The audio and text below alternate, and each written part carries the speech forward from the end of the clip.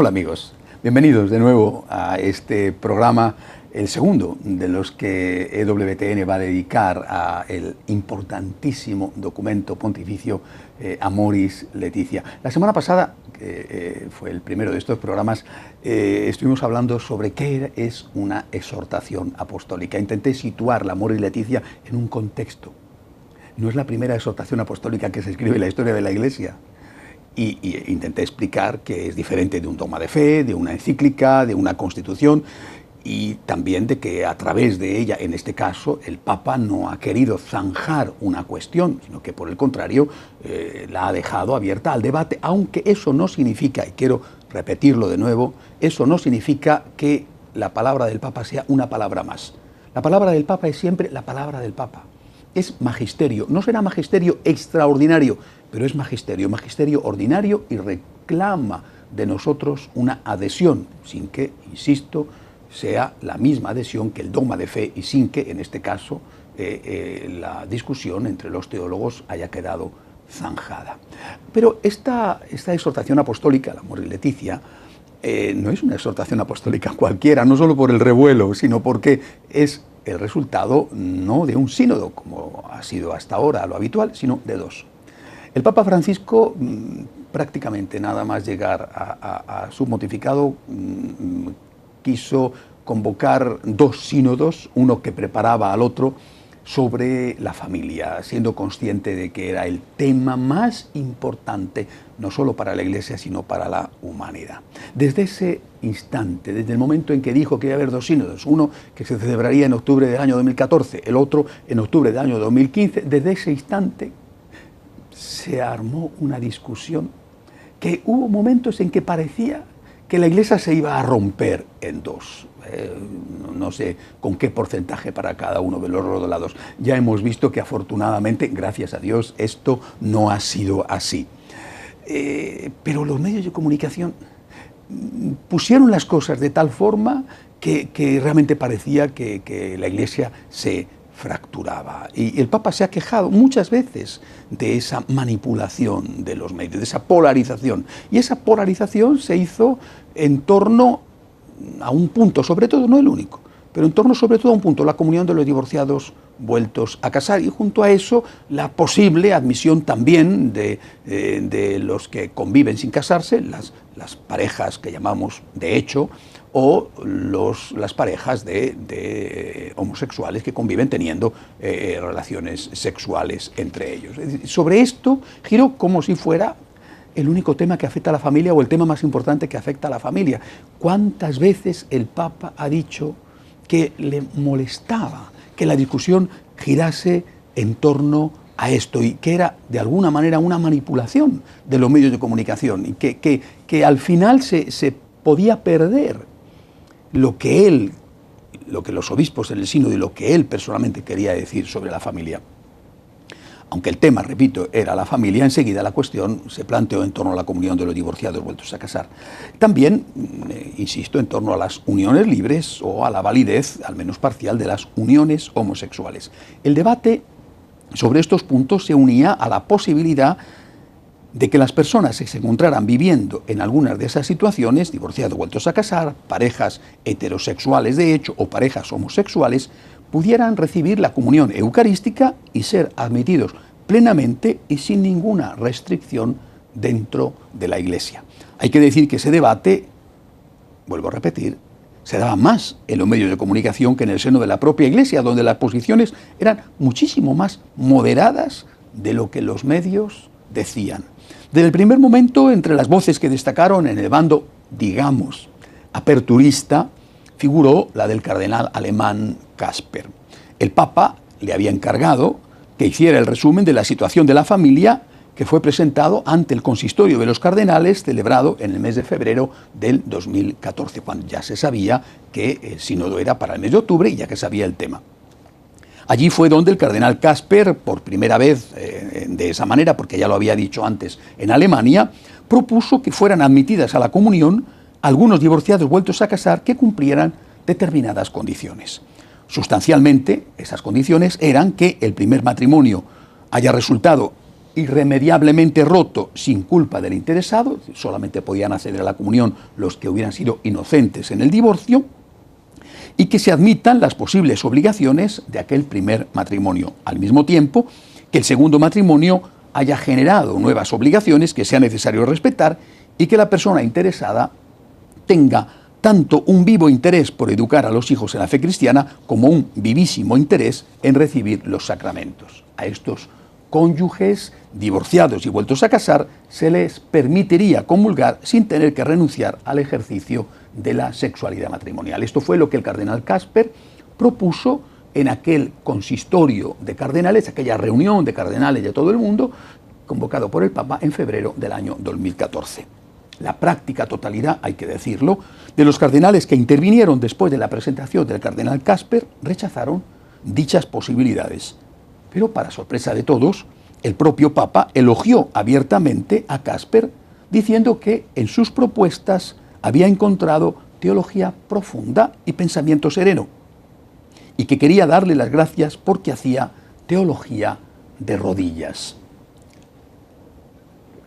Las palabras del Papa aparecieron en todos los medios de comunicación del mundo y fueron interpretadas como un apoyo de parte del pontífice a las tesis del cardenal Casper. En realidad, lo que el Papa posiblemente pretendía era suscitar el debate, pues no tenía sentido convocar un sínodo si ya todo estaba decidido de antemano. Si no hubiera hecho este apoyo a la persona de Casper,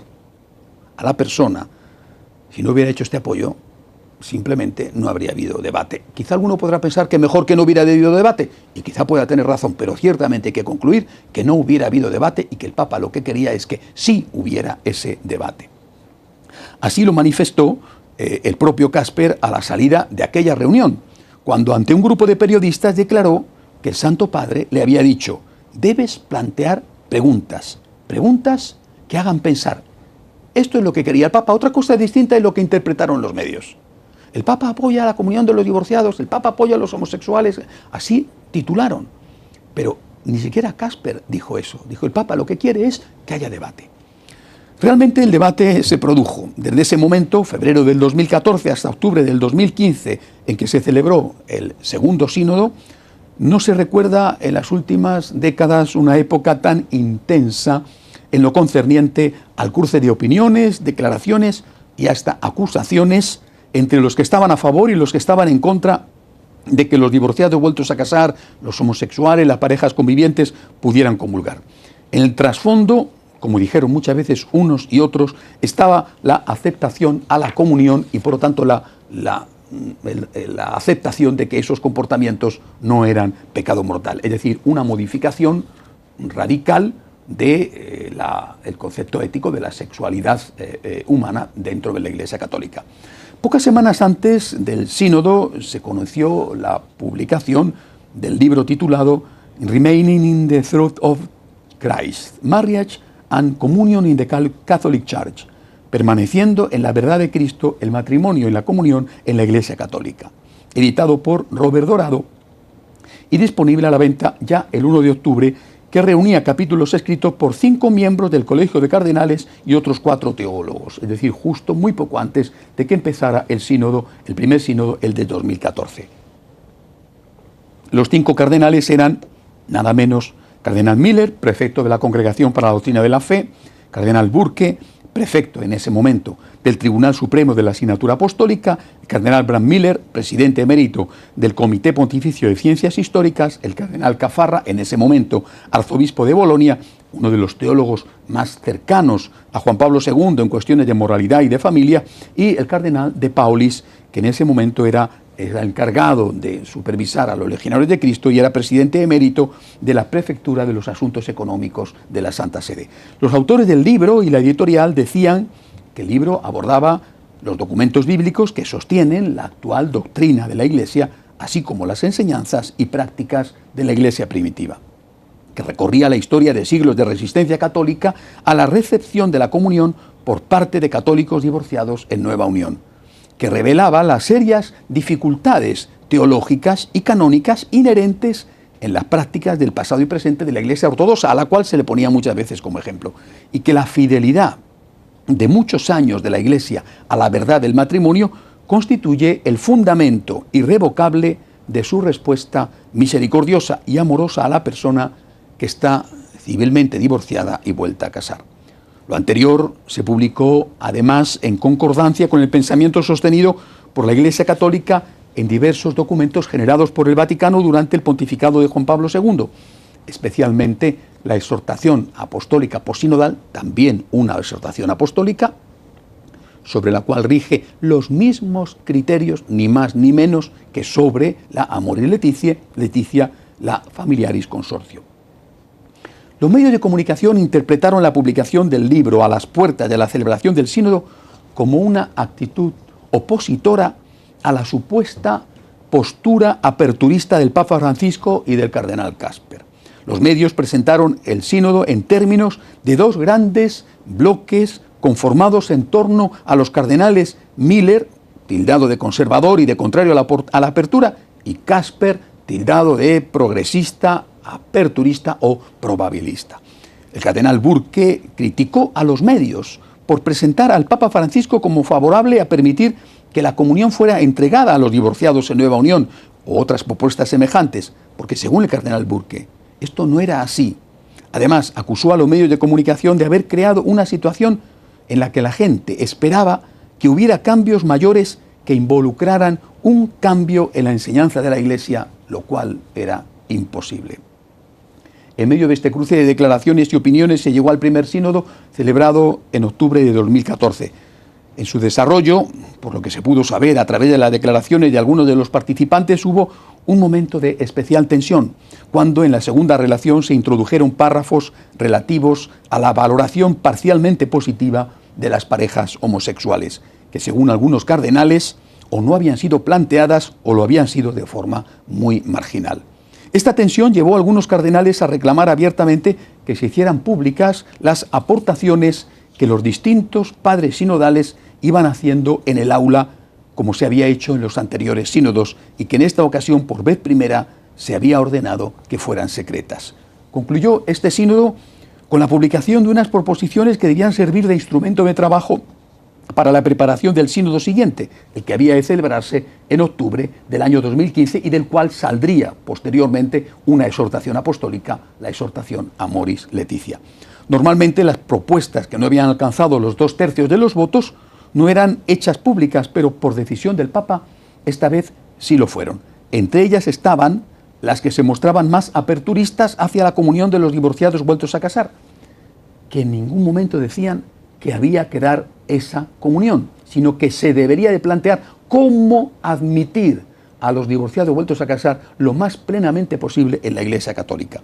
Los medios de comunicación, en cambio, casi por unanimidad, interpretaron estas proposiciones como una apertura de la Iglesia a la comunión de los divorciados, y algunos incluso fueron más allá y ampliaron la supuesta apertura a todo tipo de uniones, incluidas las homosexuales.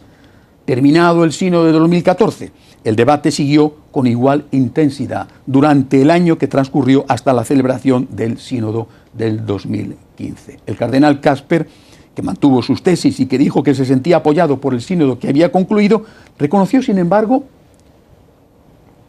en una entrevista concedida a Raymond Arroyo, precisamente aquí, en EWTN, que el Papa no estaba aprobando su propuesta, sino que lo que quería era que el tema se debatiese. Nada más. Es que no ha habido nada más.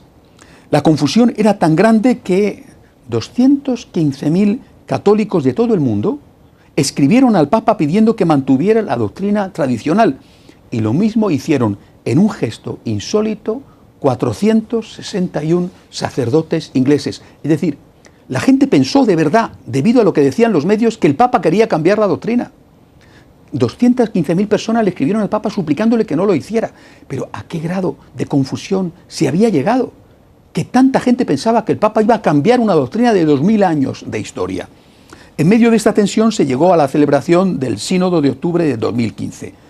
Pocas semanas antes, hay que recordarlo, el 8 de septiembre, el Papa había reformado el procedimiento canónico para las nulidades matrimoniales, agilizando ese procedimiento, dando la posibilidad a los obispos que en casos excepcionales, cuando él estuviera convencido de que ahí había nulidad, pudiera decretarla, casos muy excepcionales, pero sobre todo agilizando el procedimiento y abaratándolo en los costos.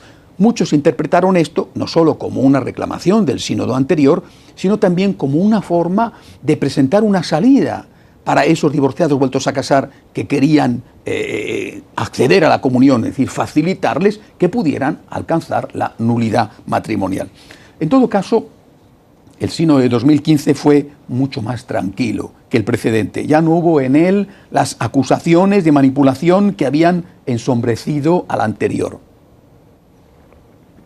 Quedó muy claro, por ejemplo, el rechazo a la equiparación de las uniones homosexuales con la familia. Esto es importantísimo, lo vamos a ver cuando entremos ya en Amoris Laetitia, pero esto es importantísimo y quedó totalmente claro en el sínodo.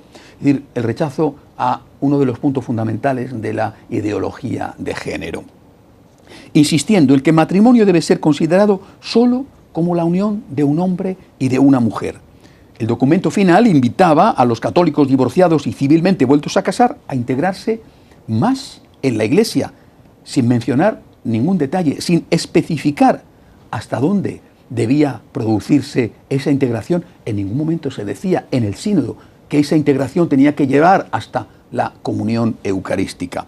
Ellos, dice el sínodo, son bautizados, ellos son hermanos y hermanas, y el Espíritu Santo derrama dones y carismas de ellos, en ellos, para el bien de todos. El cuidado de estas personas no es una debilidad en su propia fe, y su testimonio acerca de la indisolubilidad del matrimonio. Y de hecho la Iglesia expresa su propia caridad a través de esta atención. El documento no mencionaba si debían ser readmitidos en la Eucaristía. El párrafo 85, que tuvo el mayor número de votos negativos, hacía referencia ciertamente al fuero interno y podía interpretarse como que se sugería que los católicos que viven en un segundo matrimonio no sacramental pudieran volver a la comunión sin tener su primer matrimonio declarado nulo. Podía interpretarse. No significa que hubiera que interpretarse así. Por supuesto, los medios de comunicación sí lo interpretaron así. En cuanto a las parejas que conviven sin casarse, aunque se reconocían muchas de las causas que les llevan a esa situación, se les pedía que lucharan por alcanzar la plenitud del matrimonio y de la familia, es decir, que se casaran. Aunque el sínodo del 2015 representó una especie de compromiso entre las distintas partes presentes en el aula para dejar la puerta abierta a que fuera el Papa el que decidiera en un sentido o en otro, inmediatamente, no podía ser de otra manera, surgieron las interpretaciones respaldadas, como siempre, por una tendencia mayoritaria en los medios de comunicación, que declararon que esa puerta ya había sido cruzada en el sentido de una mayor permisividad. El cardenal Casper no dudó en afirmar: se ha abierto la puerta a la posibilidad de conceder la comunión a los divorciados vueltos a casar, aunque reconocía que la cuestión no estaba resuelta del todo. El padre Nicolás, que es el general de los jesuitas, dijo que efectivamente había una puerta abierta, pero que dependía del Papa, si se cruzaba en un sentido o si se cruzaba en el otro. El Papa era, cuando había un asunto discutido, el que debía zanjar la discusión. Esa es precisamente la función del Papa. Otros, en cambio, como el cardenal Dolan de Nueva York, ante la confusión existente, decidió escribir una carta a los feligreses de su diócesis donde decía: se ha dado mucha atención en la cobertura sobre el sínodo si aquellos que se han casado sacramentalmente de forma válida, divorciado y vuelto a casar, civilmente pueden recibir la Sagrada Comunión. De hecho, ese tema candente, decía el cardenal Dolan en su carta, no fue tan predominante en el sínodo como en la prensa.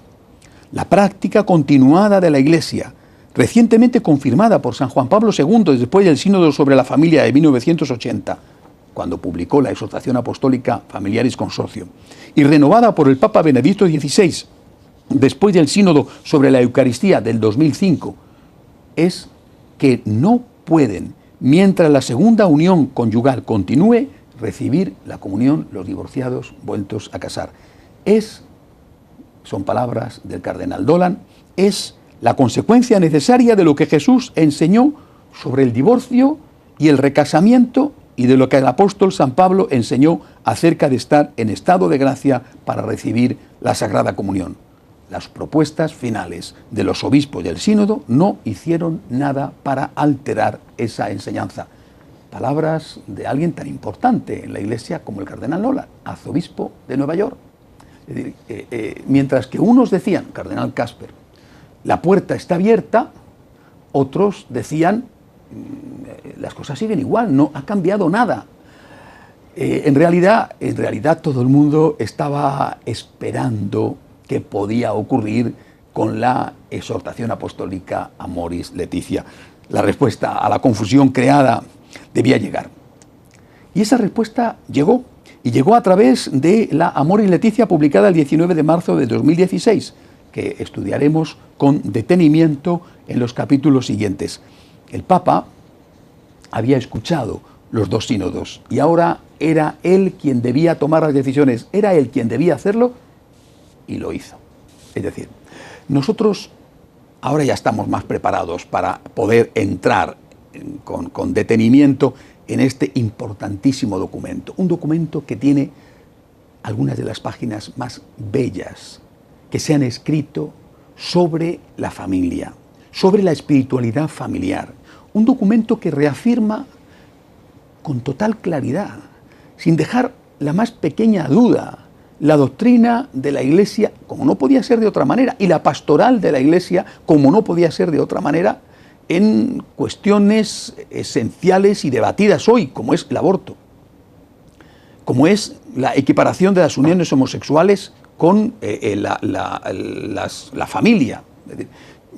Temas decisivos, donde el Papa Francisco ha sido extraordinariamente claro, ha hablado de una colonización ideológica, a veces impuesta con presiones económicas sobre los países más pobres.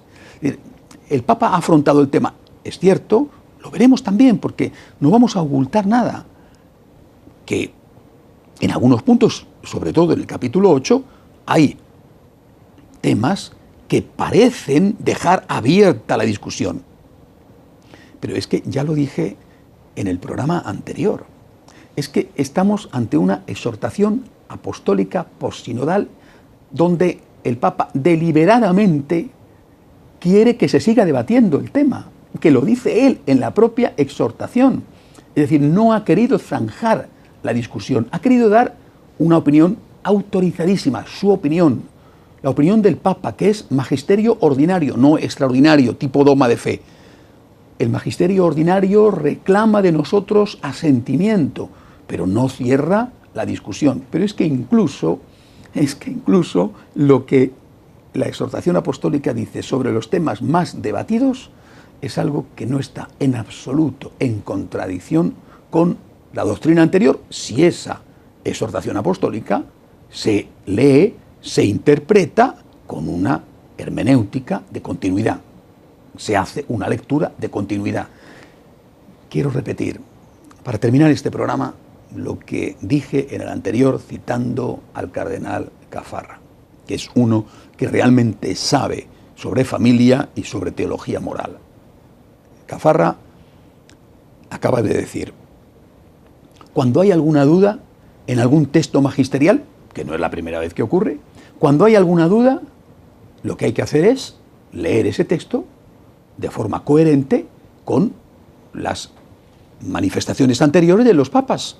Leer ese texto con la clave interpretativa anterior, porque antes no había dudas. Por tanto, no vamos a leer el texto en una clave de ruptura cuando hay dudas.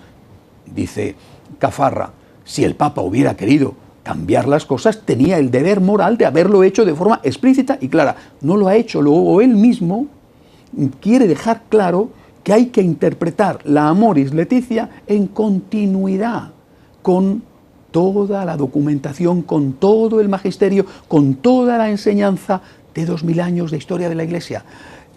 Si esto lo vemos así, y es el criterio que vamos a emplear a partir del próximo programa para acercarnos al amor y Leticia, el criterio de la continuidad, querido por el propio Papa, que reiteradamente ha dicho que él es un fiel hijo de la Iglesia.